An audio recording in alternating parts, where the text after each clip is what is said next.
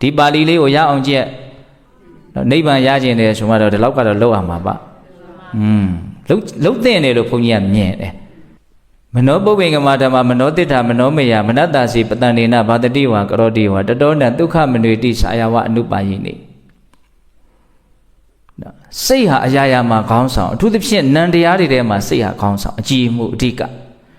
ဒါကြောင့်ကြီးလင်းတန်ရှင်းတဲ့ကောင်းမွန်တဲ့စိတ်နဲ့ပြောမယ်ပြုမယ်ဆိုရင်ဒီလူရဲ့နောက်ကိုချမ်းသာဒုက္ခအစဉ်လိုက်လိမ့်မယ်ဥပမာကိုယ့်ရဲ့အရေးဟာကိုယ့်နောက်ကိုအစဉ်လိုက်နေတယ်လို့ပဲဒါလေးကိုအဓိပ္ပာယ်လေးနဲ့တကွာကိုယ့်အကိုရွတ်အဲ့တော့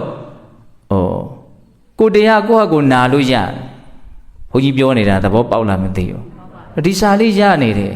အမှတ်ရတဲ့အချိန်လေးငါရဲ့စိတ်ကိုတရားလေးနဲ့တွေ့ပေးအောင်ပါကောင်းလိုက်တာဒါကိုမဖြစ်နိုင်လောက်အောင်ဝေးတဲ့လက်လန်းမမီတဲ့အနေအထားတစ်ခုမဟုတ်ဘူးเนาะအစီအစဉ်လေးချပြီးတော့လှုပ်စေခြင်းတော့เนาะမနောပုပ္ပင်္ဂမဓမ္မမနောတိဋ္ဌမနောမေယမနတ္တစီဗဒုဋ္ဌေနဘာတတိဝါကရောတိဝါတတောနံဒုက္ခမနွေတိစက္ကံဝဝဟတောပရဆင်စင်ကလေးစိတ်ဟာအရာရာမှာခေါင်းဆောင်ပဲအကြည့်အမှုပဲနံတရားတွေထဲမှာစိတ်ဟာခေါင်းဆောင်ပဲရုံညက်နဲ့စိတ်နဲ့ပြောမယ်ပြုမယ်ဆိုရင်ဒီလူရဲ့နောက်ကိုဆင်းရဲဒုက္ခဟာအစဉ်လိုက်လိမ့်မယ်ဥပမာနွားချီယာနောက်ကိုသူဆွဲသွားတဲ့လှဲရဲ့လှဲပင်းကြီးဟာအစဉ်လိုက်နေတယ်လို့ပဲတဲ့ဒီလိုရွတ်ဆိုလိုက်ခြင်းနှလုံးသွင်းလိုက်ခြင်းကဘုန်းကြီးတို့ကို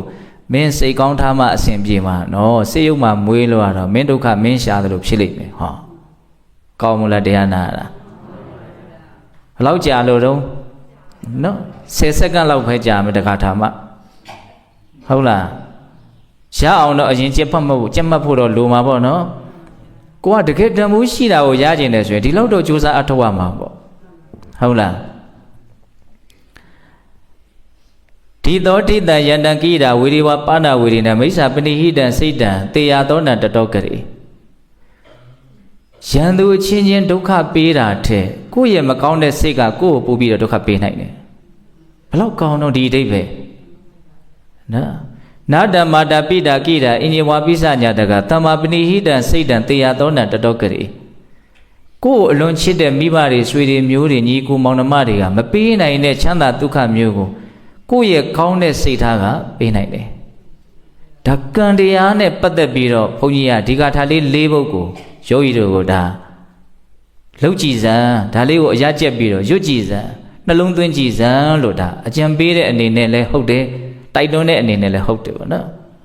များပါဘူး၄ပုဒ်ထဲစိတ်ထားကောင်းမှအရာရာကောင်းလိမ့်မယ်စိတ်ထားမကောင်းရင်အရာရာမကောင်းအဲ့တော့မကောင်းတဲ့စိတ်ထားတွေအဖြစ်နည်းဖို့ကောင်းတဲ့စိတ်ထားတွေအဖြစ်များဖို့အတွက်ဘုန်းကြီးတို့တရားဓမ္မနဲ့ကိုယ့်ရဲ့စိတ်ကိုဘာလို့ပံ့ပိုးပေးရမယ်ဒီသဘောလေးကိုပြောတာနော်